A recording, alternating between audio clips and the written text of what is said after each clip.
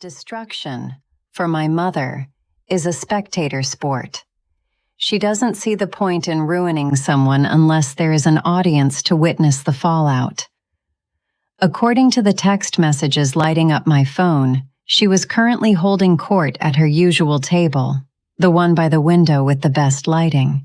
My source, the head barista, a friend who has known me since we were teenagers, said Martha was leaning in close to a woman I didn't know.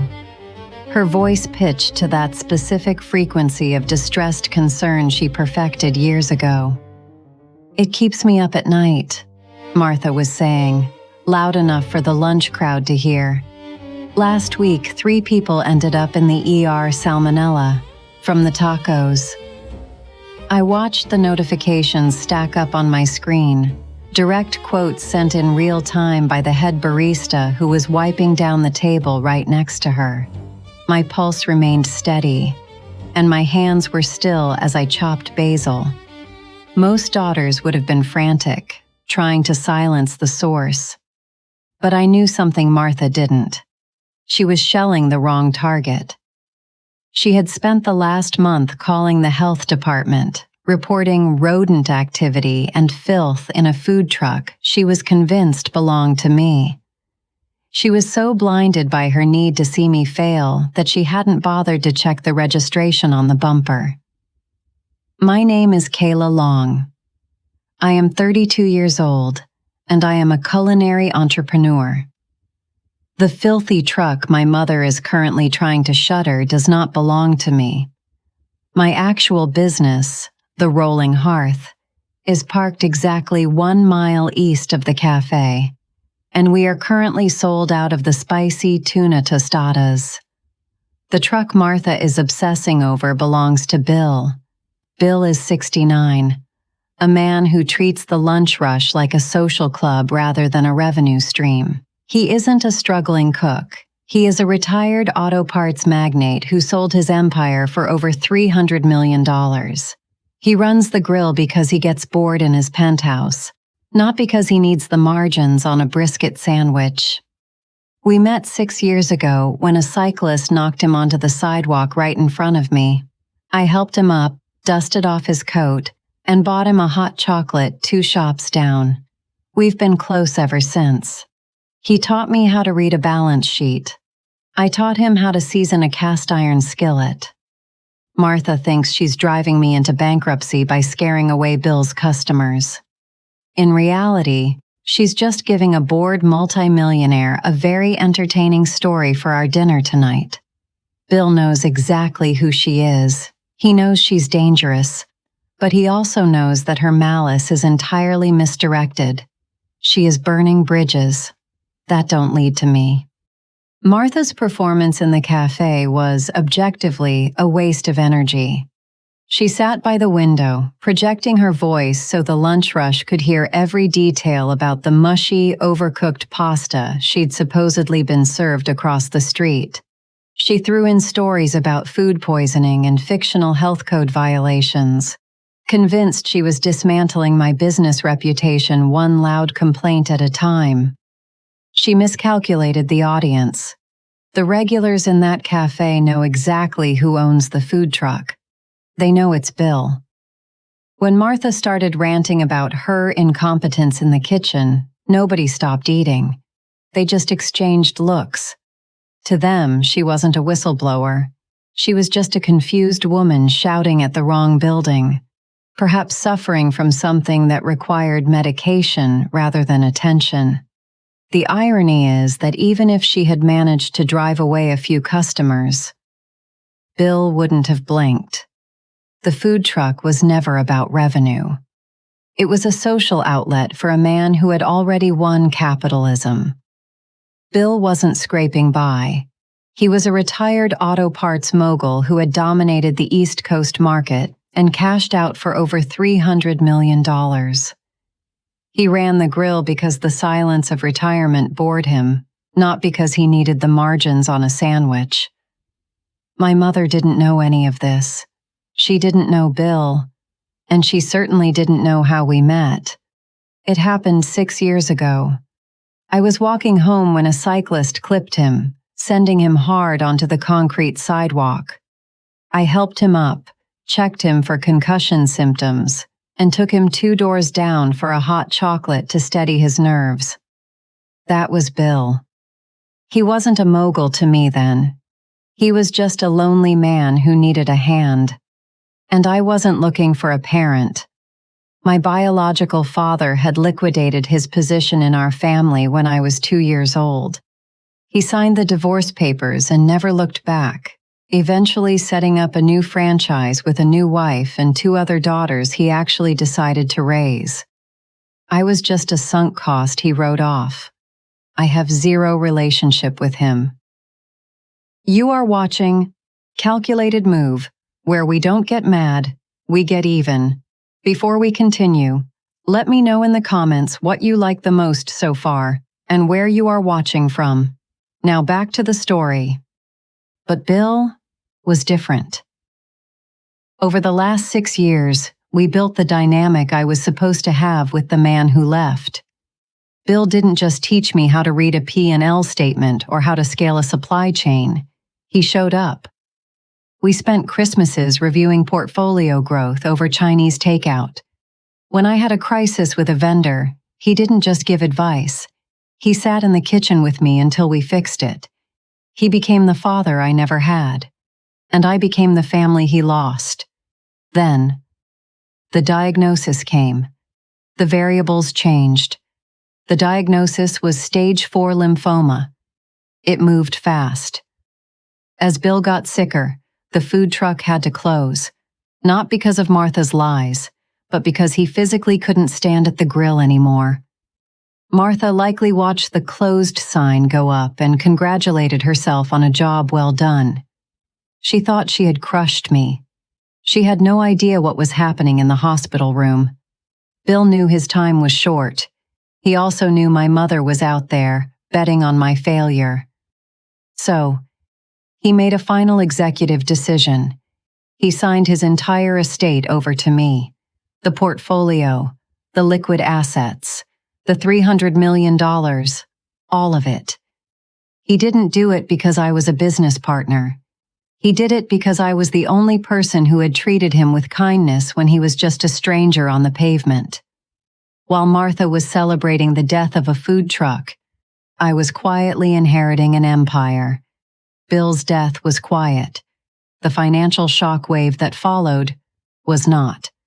When the lawyers finished executing the trust, the transfer of assets was absolute. The auto parts fortune, over $300 million in diversified holdings, didn't go to a board of directors or a charitable foundation. It settled into my accounts. The press ran the story, of course. Mystery heiress headlines tend to sell papers. But my mother didn't read the business section. She was too distracted by her own insolvency. My parents had been divorced for years, leaving Martha without the safety net of a dual income. That wouldn't have been a problem if she understood moderation. But her vice was expensive.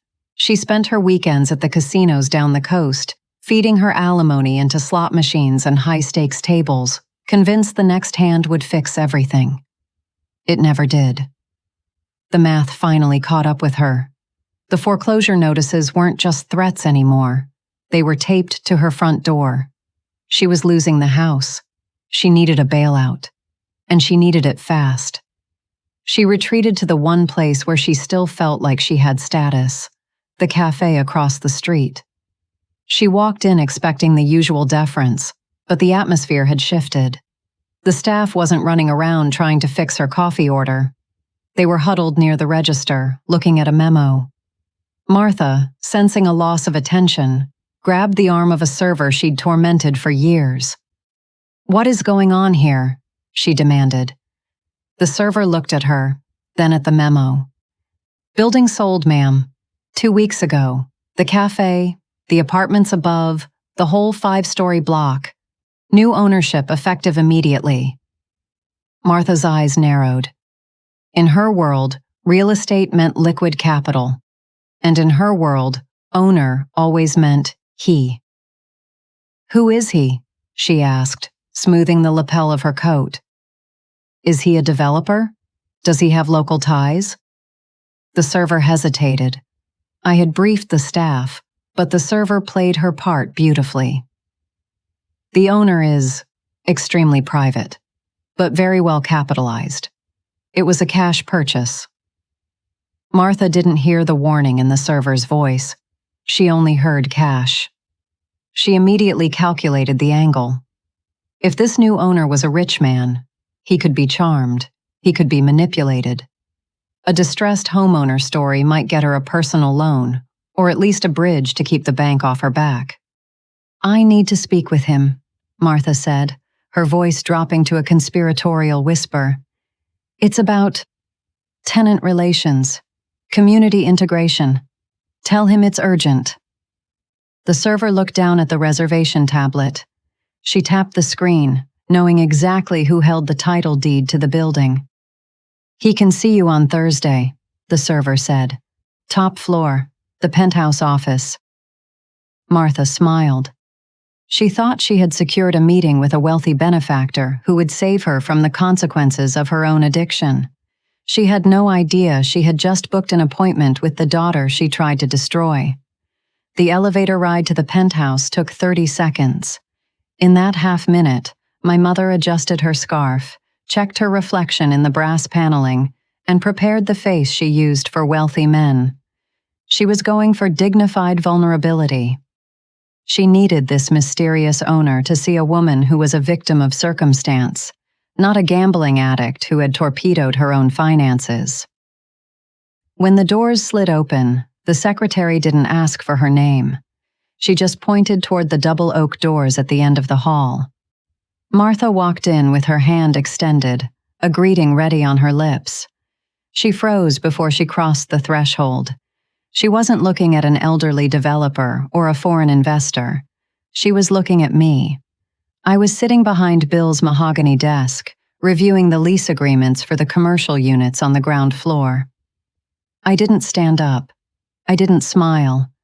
I just watched her process the visual data. Her eyes darted around the room. The view, the expensive art, the sheer scale of the assets surrounding me, and then back to her daughter. Kayla? She asked. The charm dropped instantly, replaced by sharp confusion. What are you doing in here? The appointment is with the owner. I know, I said. I closed the folder in front of me. Please, sit down. She didn't sit.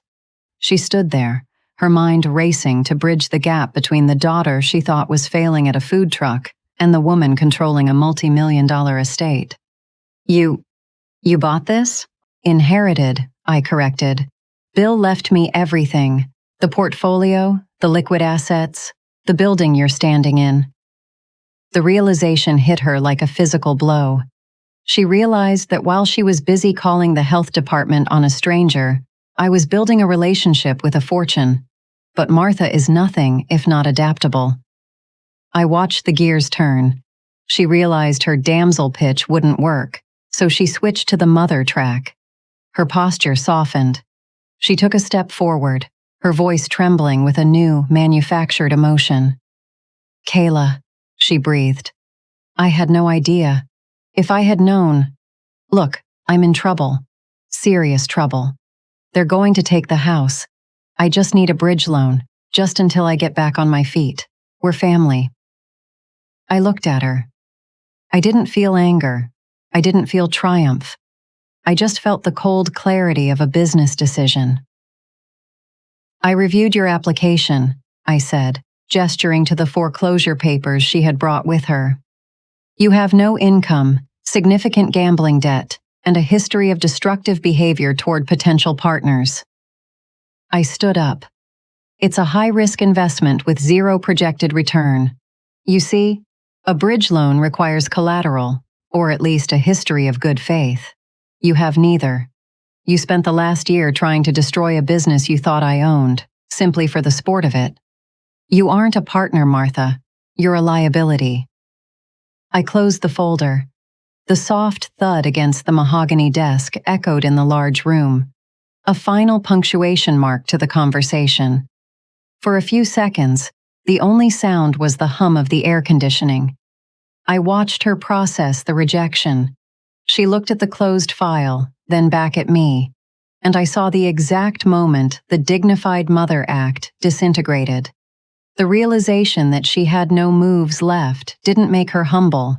It made her vicious. The mask didn't just slip. It shattered.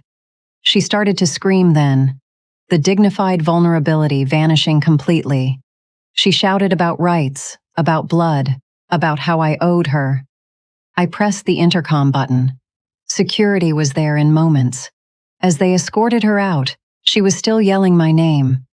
I didn't watch her go. I sat back down, opened the next folder, and went back to work. Hit like if you hate scammers. Subscribe for more stories they want hidden.